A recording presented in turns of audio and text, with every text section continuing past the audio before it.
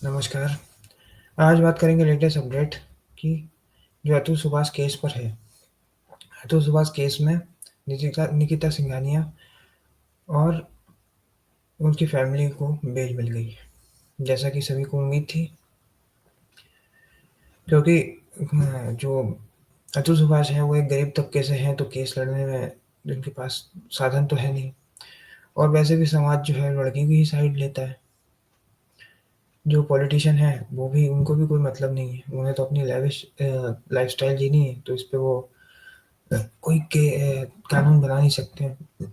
आप देखेंगे कि कोई भी ऐसा केस होगा, चाहे हिट एंड रन हो, कल्याणी नगर वाला हिट एंड रन हो, या कोई और अदर केस हो, किडनैपिंग का, डेकॉइट का, किसी भी प्रकार का केस हो, अगर इन्फ्लुएंशियल है या उस विक्टिम कार्ड खेलना आता है उस कम्युनिटी को या जेंडर को, तो वो कभी भी पकड़ा नहीं जाएगा।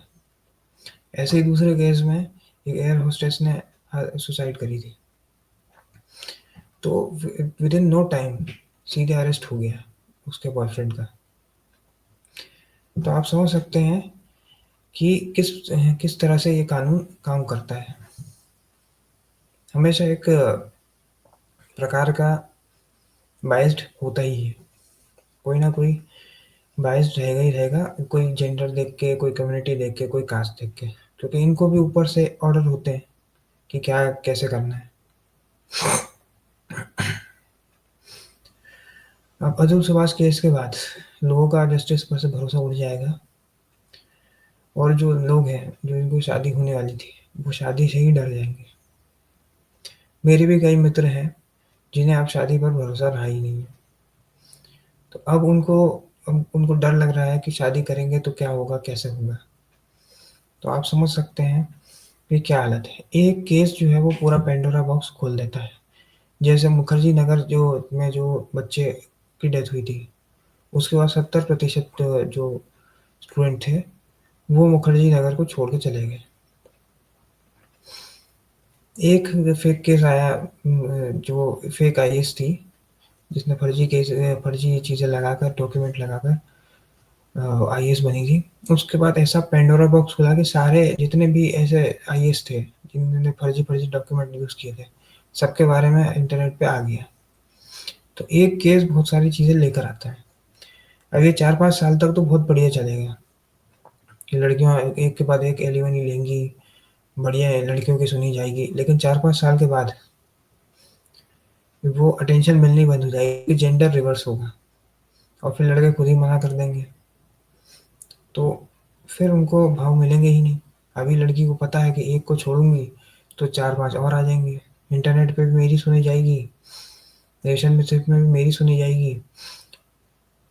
सब लोग जो है, रिश्तेदार हों, चाहे लड़के का हो चाहे लड़की का हो, सभी मेरी ही सुनने वाले हैं। कानून भी मेरी तरफ है, इंटरनेट पे लोग भी मेरी तरफ ही हैं। आपने देखा होगा जितनी भी डिबेट है, वहाँ पे कोई भी लड़की उसका अपोज नहीं कर रही, उसे जस्टिफाई ही कर रही। जो प्रोटेस्ट हुए हैं उसमें बहुत कम लोग आए थे, और जो सपोर्ट कर रहे हैं वो भी लड़के ही हैं, कोई लड़की नहीं है। अगर ये जेंडर रिवर्स कर देते हैं तो आप देखें कैसा सैलाब बढ़ता है। लेकिन बस आपकी किस्मत खराब होनी चाहिए इस व्यवस्था में। कई सारे शिकारी घूम रहे हैं, आप कहीं ना कहीं शिकार हो ही जाओगे। तो अब कोई बस 4-5 साल और रह गए। इसी तरह से अगर ये बार चलता रहा तो सैचुरेशन कभी ना कभी हिट होगा। लोगों ने आवाज़ उठाना चालू कर दिया है। जैसे ही सैचुरेशन हिट होगा, लड़के हाथ जोड़ लेंगे कि हमको करना ही नहीं है। जब करना ही नहीं है तो लड़कियों के भाव भी नीचे गिर जाएंगे। अभी भी है ये हालत है कि अगर लड़की 20 लाख कमाती है तो उसे 1 करोड़ का पैकेज वाला लड़का चाहिए। 40 लाख वाला भी मिल सकता है, 30 लाख वाला भी मिल सकता है, लेकिन उसको चाहिए सीधे 1 करोड़। तो धीरे धीरे जो है ये रहेगा कि ये भी नीचे उतरेगा। अब धीरे धीरे ऐसा टाइम आएगा कि लड़कियों को भी अच्छे लड़के मिलना बंद हो जाएंगे, तो उनको भी जो मिल रहा है वही करनी पड़ेगी, क्योंकि 1 करोड़ वाला 20 लाख वाले को जीतेगा। वो तो यही सोचेगा कि मेरे को भी वैसे ही मिले। अगर आपको ऋतिक रोशन चाहिए पैसे से भी और लुक से भी, तो ऋतिक रोशन को ऐश्वर्या राय या कम से कम कैटरीना कैफ तो चाहिए होगी, वो आपसे क्यों शादी करेगा? लेकिन लड़की वालों का एक ऑब्सेशन रहता है, महँगा पैकेज या सरकारी नौकरी। एक तो ये नॉर्थ इंडियन लोगों का सरकारी नौकरी का जो ऑब्सेशन है, वो अलग लेवल का है। फिर कहते हैं कि दहेज भी तो लेते हैं, तो आपको ही तो सरकारी नौकरी वाला लड़का चाहिए ना, तो दहेज तो लेगा ही वो। जो आदमी काम ही इसलिए कर रहा है ताकि फ्री की सैलरी मिले बिना किसी काम के, क्या वो दहेज छोड़ेगा? आंसर है नहीं, वो तो दहेज लेगा ही। और दहेज भी तो आप ही दे रहे हो ना। जो दहेज नहीं लेता है, उसके बारे में आप परसेप्शन बना देते हो कि दहेज नहीं ले रहा है, तो कुछ ना कुछ तो कमी होगी। तो ये माइंडसेट लड़की वालों को चेंज करना पड़ेगा और लड़के वालों को थोड़ा-सा समझदारी से उससे रहना पड़ेगा ताकि इनको कोई ये बार-बार इस गड्ढे में ना गिरे, क्योंकि बाहर बहुत सारे शिकारी घूम रहे हैं। हमेशा याद रखिए, कोई भी अगर लड़की का तुमको देखना है कि लड़की कैसी है, तो उसकी माँ को देखिए। अगर लड़की की माँ बहुत ज़्यादा दीनहीन, दुखियारी लग रही है, आर्थराइटिस से पीड़ित लग रही है, तो समझ लीजिए उसको परेशानी है, और उसको परेशानी है तो वो फिर अपनी लड़की को खूंखार बनाती है, और फिर लड़की खूंखार बनती है, तो समस्या उसके दामाद को होती है। वो अपने पति से तो बदला ले नहीं सकती, तो वो अपनी लड़की को ही बता देती है कि मेरी तो कट गई, तू तू जो है वो थोड़ा दबाव बना के रखना, ऐसा करना, वैसा करना। तो फिर रिलेशनशिप इस लो लेवल पे चले जाती है। इसमें विक्टिम मर्द ही बनता है, क्योंकि उसको चीज़ें समझ में नहीं आती और फैमिली भी डरी हुई रहती है। अब आपको समझना होगा कि आप एक 6 महीने 1 साल में एआई भूल तो जाते नहीं, अगर टैलेंटेड थे तो। तो जॉब छोड़ के जौनपुर में ही रहने लग जाते हैं, वहाँ पे बाबा बन जाते हैं, दाढ़ी बना देते हैं। जब सामने वाले को दिखता कि ये तो बाबा बन गया है, पैसा इसके पास है नहीं, तो पैसा क्या निकलवाएँगे। लेकिन क्या है, कोई समझाने वाला होता नहीं है। ऐसे स्थिति में लोग डर जाते हैं, क्योंकि मध्यम वर्ग के लिए एक नौकरी बहुत बड़ी चीज़ होती है। वो नौकरी छोड़ के घर में बैठ नहीं सकता। ये बहुत बड़ी समस्या है। अब होता ये है कि कोरियन ड्रामा लड़कियाँ देखती हैं। अब वहाँ पे बर्थ रेट गिर रहा है, तो इसलिए वो रोमांटिक ड्रामा बनाते हैं, और उससे इंस्पायर, वहाँ पे पैसा कमाना आसान है, यहाँ पे मुश्किल है। तो वो समझती हैं कि कोरियन ड्रामा जैसा लड़का मिल जाए जो बहुत क्यूट हो, उनके बाद अंधा पैसा हो, और वो तुम्हारे आगे पीछे घूमे। तो यहाँ इंडिया में पॉसिबल नहीं है। ये कोरियन ड्रामा से बाहर निकलो। जो अक्सर सीरीज़ में दिखाया जाता है वो फैक्चुअली करेक्ट हो, ये ज़रूरी नहीं है। अगर लड़का कोशिश भी करता है, उसको अगर कहीं लेके भी जा रहा है, तो उसको वहाँ नहीं जाना है कि उसको कहीं और ही जाना है। अरे वो लेके जा रहा है, वही बहुत बड़ी बात है। कई बार रायता जो है लड़की फैलाती है, लेकिन कानून उसके साथ है, सब कुछ उसके साथ है, तो कोई मानेगा तो नहीं। और लड़के के घरवाले भी लड़की को ही सपोर्ट करेंगे, वो तो यही कहेंगे, तूने क्यों शादी करी? अभी कमेंट सेक्शन में दहेज वाला लॉजिक दे देंगे और इसको जस्टिफाई करते रहेंगे। तो ये देश जो है वो लॉजिक से नहीं चलता है। इससे ज़्यादा लॉजिकल लोग जो है वो देश छोड़ के ही चले जाते हैं।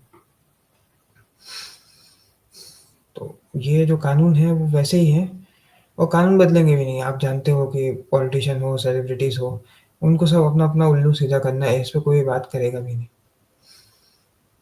हाँ, और लड़की को भी पति पसंद नहीं आता, लेकिन पति का पैसा ज़रूर पसंद आता है।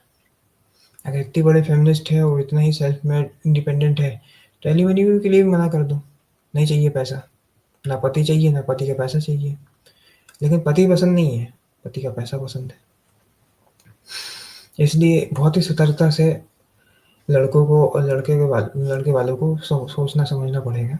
पहले जैसा ज़माना नहीं रहा है कि लड़की जो है गऊ रहती थी, आप शादी कर देते थे, खूंटे से बाल देते थे, तो आप अच्छे हो, खराब हो, कोई मतलब ही नहीं है, बस वो चलता रहता था। पहले लड़कियाँ जो हैं बेसिक काम नहीं कर सकती थी, जैसे बैंकिंग के, लेकिन आज कर सकती हैं।